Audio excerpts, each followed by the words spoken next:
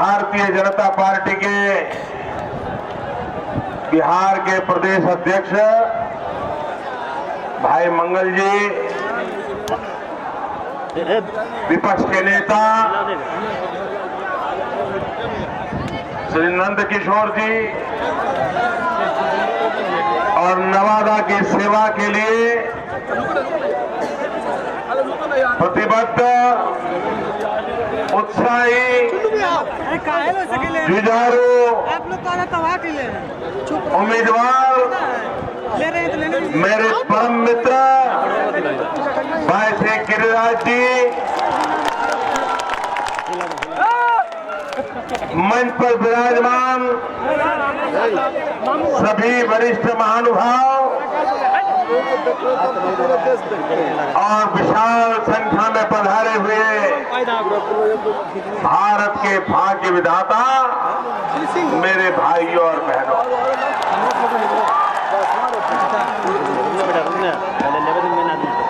अब आप लोग एक संकल्प करो, एक निर्णय करो,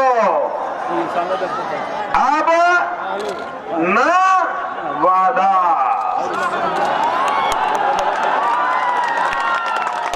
क्या करोगे संकल्प? न वादा, अब तो होना चाहिए इरादा।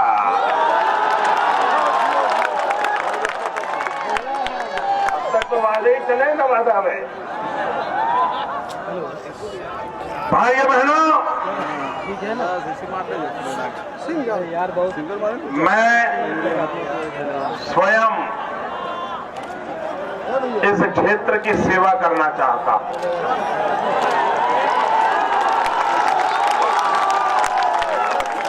आप मुझे मौका देंगे, मैं सच्चे अर्थ में बताता हूं कि यहाँ जितनी सरकारें आई, दिल्ली में जरकर सरकारें आई, उन्होंने जो किया है उससे और अधिक शानदार, जानदार मैं इस नवादा में इरादा लेकर के कर सकता हूं। और इसीलिए भाई गिरिराज जी को मैंने विशेष आग्रह किया है कि आप मेरे प्रतिनिधि के रूप में इस क्षेत्र के पीड़ा उठाइए और यहाँ की समस्याओं का समाधान करने के लिए मेरा साथ दीजिए। भाइयों बहनों, गिरिराज जी ने बीड़ा उठाया है और हमारे जो एक मित्र यहाँ पर है, उनको लगता है कि पूरे बिहार में एक व्यक्ति को अगर हराना है तो उसका नाम है गिरिराज। ऐसा ही है ना? वो ठान करके बैठे हैं। लेकिन भाइयों बहनों, स्टेज अलाउ नहीं करोगे? इस बार बिहार की धरती ने रंग बदल दिया, मोड़ बदल दिया है। स्टेज अलाउ कराओ, पूछो ना मंगली से। मैं कह सकता हूं पूरे हिंदुस्तान में अगर जबरदस्त कहीं आंधी है तो आंधी बिहार में है।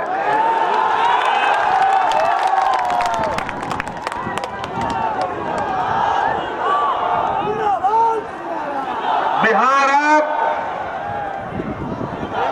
संकटों से बाहर आना चाहता है।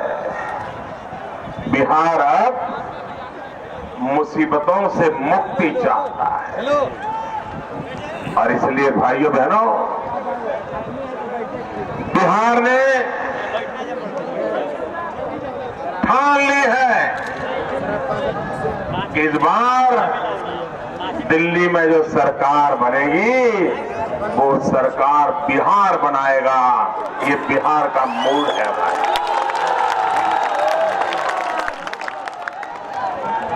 भाइयों बहनों।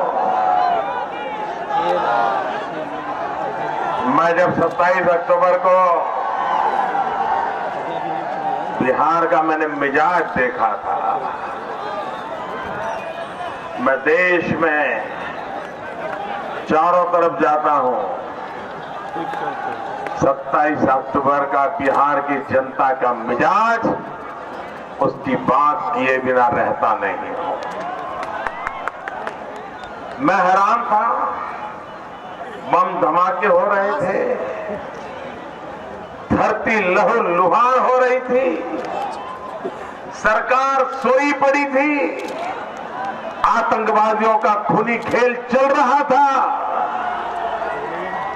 उसके बावजूद भी बिहार के लोग जरा भी हिले नहीं, डरे नहीं, झुके नहीं, भागे नहीं। मैं बिहार के इस गौरव का अभिनंदन करता हूं, बिहार के स्पिरिट का अभिनंदन करता हूं, बिहार की इस ताकत को मैं नमन करता हूं। और मैंने उस दिन कहा था कि मैं द्वारिका नगरी से आया हूं और मेरी द्वारिका नगरी का यदुवंश के साथ सीधा सीधा नाता है, और यदुवंश का नाता होने के कारण मुझे अपनापन महसूस होना बहुत स्वाभाविक है। भाइयों बहनों, मैं हैरान हूं, जो यदुवंश श्री कृष्ण की पूजा करता है, जो गौ पालन करता है, जो गौ की सेवा करता है,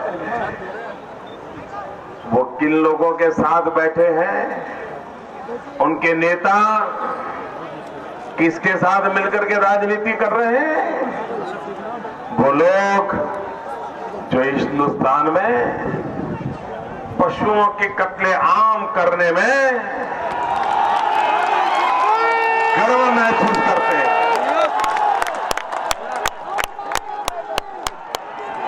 भाइयों बहनों, हमने हरित क्रांति सुना है, हमने श्वेत क्रांति सुना है, देश हरियाली क्रांति के लिए सज्ज हो। पहली हरियाली क्रांति हुई, दूसरी हरियाली क्रांति हो, श्वेत क्रांति की शुरुआत गुजरात से हुई, बिड़ा उठाया था। भाइयों बहनों, लेकिन आज की दिल्ली की सरकार को न हरित क्रांति चाहिए, न श्वेत क्रांति चाहिए, उसका तो बेड़ा उठाया है पिंक रिवॉल्यूशन। पिंक रिवॉल्यूशन आपको मालूम है भाई पिंक रिवॉल्यूशन क्या है? जरा बताइए तो। मालूम है? मालूम है? यही तो इनका कमाल है, देश को अंधेरे में रख रहे हैं। और कांग्रेस पार्टी का एजेंडा है, उनको समर्थन करने वाले उत्तर प्रदेश के मुलायम सिंह जी को मैं पूछना चाहता हूं, बिहार के लालू जी को पूछना चाहता हूं कि आप ऐसे लोगों का समर्थन करते हो जो पिंक रिवॉल्यूशन करना चाहते हैं? पिंक रिवॉल्यूशन का मतलब होता है वो इस देश में गुलाबी क्रांति करना चाहते हैं, और गुलाबी क्रांति का मतलब होता है जब पशु काटते हैं और उसका जो मांस का कलर होता है ना, इसको ये पिंक रिवॉल्यूशन कहते हैं। और उन्होंने बड़े गर्व से कहा कि पिछली वर्ष मटन एक्सपोर्ट करने में हिंदुस्तान ने सबसे ज्यादा कमाई की है। गांव के गांव पशुधन काटा जा रहा है, पशुधन की चोरी हो रही है गांव गांव से। बांग्लादेश में पशु चोरी करके ले जाए जाते हैं। हिंदुस्तान के कई कोने में बड़े बड़े स्लॉटर हाउस बने हैं। और इतना ही नहीं भाइयों बहनों, ये दिल्ली में ऐसी सरकार है वो किसान को तो सब्सिडी देने को तैयार नहीं है। अगर मेरा यदुवंश से जुड़ा हुआ भाई गाय पालन करना चाहे तो उसको सब्सिडी देने को तैयार नहीं है, लेकिन गाय काटने वाला, पशु काटने वाला, देश की दुधनी नदियों को तबाह करने वाला अगर कत्ल खाने करता है तो दिल्ली की सरकार सब्सिडी देती है। भाइयों बहनों,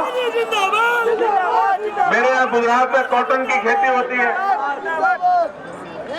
अगर कॉटन विदेश में भेजते हैं तो उस पर प्रतिबंध लगता है, लेकिन मटन बेचते हैं तो सब्सिडी मिलती है। और इसके कारण जैसे किसी किसान से आप जमीन ले लो तो उसका जीवन तबाह हो जाता है, वैसे ही किसी पशुपालक के पास से, किसी किसान के पास से पशु ले लो तो उसका जीना मुश्किल हो जाता है। लेकिन दिल्ली में बैठी हुई सरकार को न इस देश की संस्कृति का पता है, न इस देश की परंपराओं का पता है, और न ही देश के पशुपालकों के लिए पशु कितना पवित्र होता है, उपयोगी होता है, ये दिल्ली में बैठे हुए लोगों को अंदाज नहीं है। और इसलिए भाइयों बहनों, वो पिंक रिवॉल्यूशन का बेड़ा उठाए हुए है। भाइयों बहनों, आप मुझे कहिए,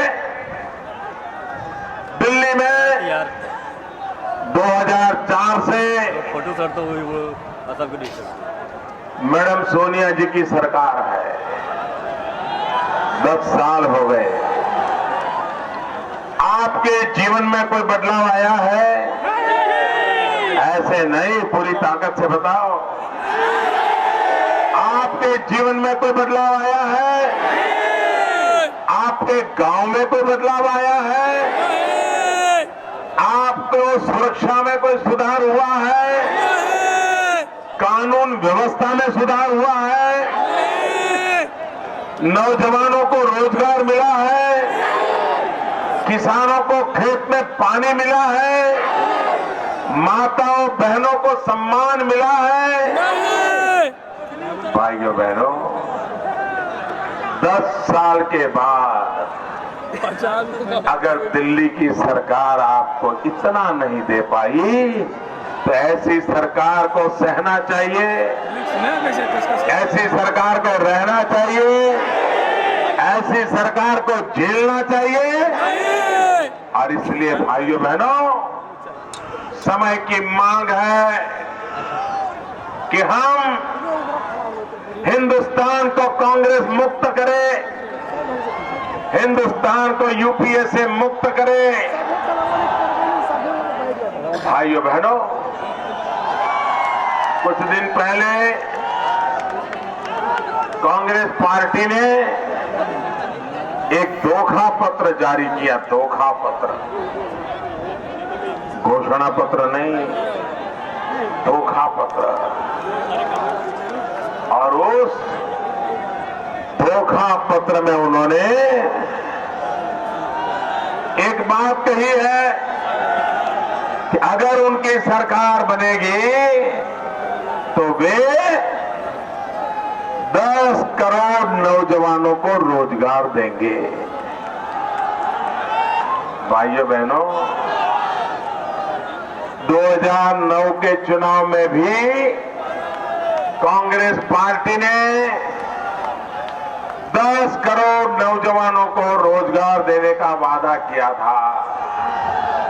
मैं जरा पूछना चाहता हूं, यहां कोई है जिसे दिल्ली सरकार ने रोजगार दिया हो? कोई है जिसे रोजगार मिला हो? कोई है आपके गांव में जिसको रोजगार मिला हो? आप किसी को जानते हो जिसको रोजगार मिला हो? भाइयों बहनों, 2009 में वादा किया, वही वादा 2014 में करे और काम कुछ भी न करे तो इनको आप धोखा पत्र कहोगे कि नहीं कहोगे? ये धोखा पत्र है कि नहीं है? और इसलिए भाइयों बहनों, मैं आपसे अनुरोध करने आया हूं कि हमारे देश में अब हर क्षेत्र में धोखाधड़ी बढ़ रही है। हर क्षेत्र में जनता जनार्दन को लूटा जा रहा है। भाइयों बहनों, आप मुझे बताइए, हिंदुस्तान में भ्रष्टाचार होता है कि नहीं होता है? जरा पूरी ताकत से बताओ, भ्रष्टाचार होता है कि नहीं होता है? ये चोरी का माल ये विदेशी बैंकों में रखते हैं कि नहीं रखते हैं? ये काला धन विदेशी बैंकों में है कि नहीं है?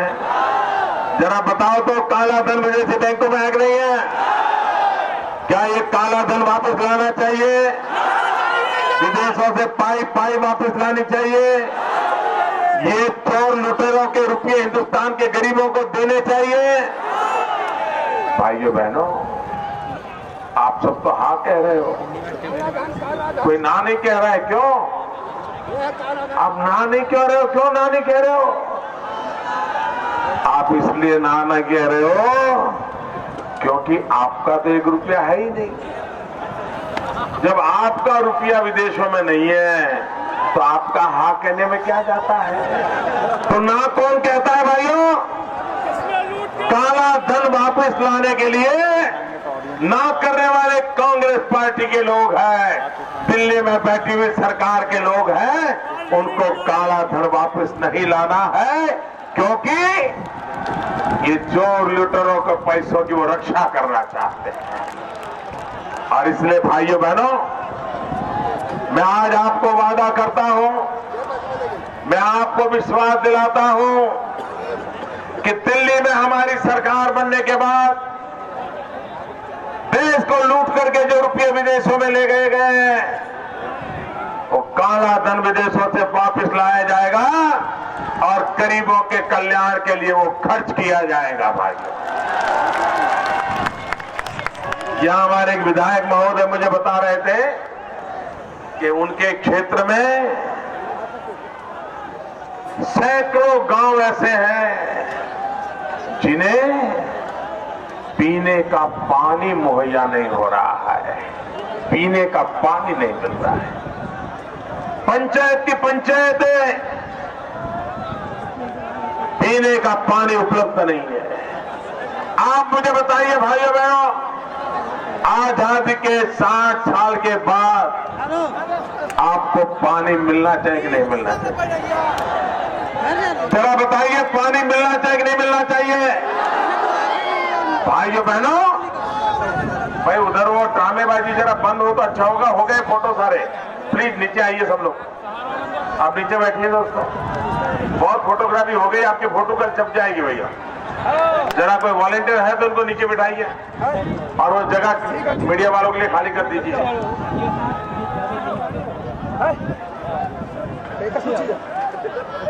भाइयों बहनों, आजादी के 60 साल के बाद पीने का पानी उपलब्ध होना चाहिए कि नहीं होना चाहिए? आज दिल्ली की सरकार हो या बिहार की सरकार हो, हिंदुस्तान के लोगों को पीने का शुद्ध पानी नहीं दे रही है। और इसलिए भाइयों बहनों, जो आपके खेत में पानी न दे, किसानों का भला न करे, माताओं बहनों को 5-5, 7-7, 10-10 किलोमीटर पानी भरने के लिए जाना पड़ता हो, आजादी के बाद ये स्थिति बदलनी चाहिए। और भाइयों बहनों, मैं आपसे इरादा लेकर के आया हूं। मैं नवादा में कहता हूं, मैं इरादा लेकर के आया हूं। मैं ये स्थितियों बदलने का पुरुषार्थ करने के लिए तैयार हूं। जहां के यहाँ की सरकार बनाए, यहां पर एक शुगर की चीनी की मिल थी, ताले क्यों लग गए भाई? गन्ना करने की खेती करने वाले किसान का क्या हुआ? क्या आप किसानों की चिंता नहीं कर सकते? भाइयों बहनों, इनको न किसानों की चिंता करनी है, न उनको आपके भाग्य को बदलने की चिंता करनी है। भाइयों बहनों, अभी कांग्रेस के शहजादे ये शहजादे कह रहे थे कि मेरे दिमाग में इंफ्रास्ट्रक्चर का पूरा मैप है। अब इनको मैप बनाने में 60 साल लग गए, तो धरती पर उतारने में तो 600 साल लग जाएंगे। भाइयों बहनों, वो कहते हैं देश को एक चौकीदार नहीं चाहिए, देश को एक चौकीदार नहीं चाहिए। वो कहते हैं 125 करोड़ देशवासी चौकीदार है।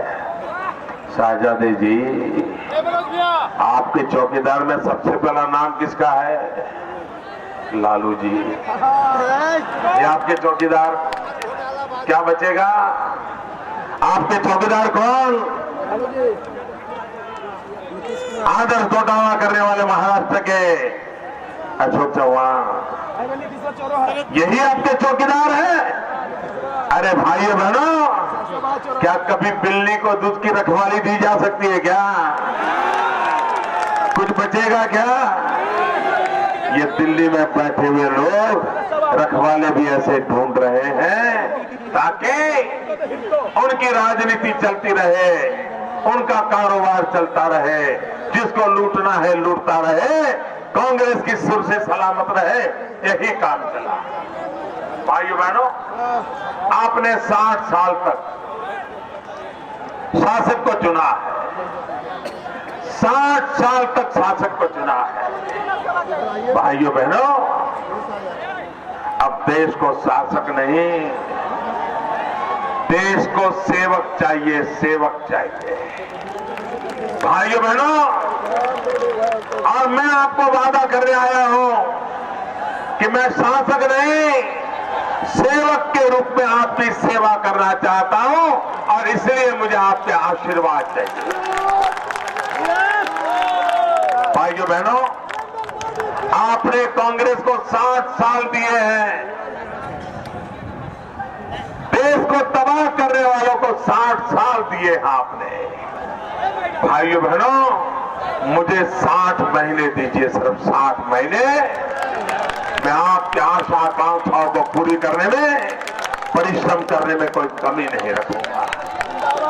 और इसलिए भाइयों बहनों, इस चुनाव में भारतीय जनता पार्टी को विजयी बनाइए। बिहार से सारे के सारे कमल, बिहार से सारे के सारे उम्मीदवार श्री पासवान जी के, सारे के सारे उम्मीदवार श्री कुशवाहा जी के, सबके सब उम्मीदवारों को दिल्ली में मेरे साथ भेजिए और दिल्ली में मजबूत सरकार बनाइए। दिल्ली में 300 से भी ज्यादा संख्या वाली अब सरकार बनानी है,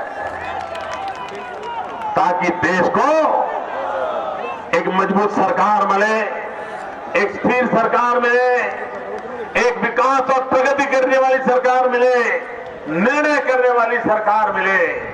और इसके लिए बिहार से सारे के सारे हमारे उम्मीदवार विजयी बना करके भेजिए। भाई गिरिराज जी को, भाई गिरिराज जी को विजयी बनाइए। एक कमल नवादा से भी भेजिए, पूरे बिहार से सारे प्रतिनिधियों को विजयी बनाइए। भारत माता की, भारत माता की।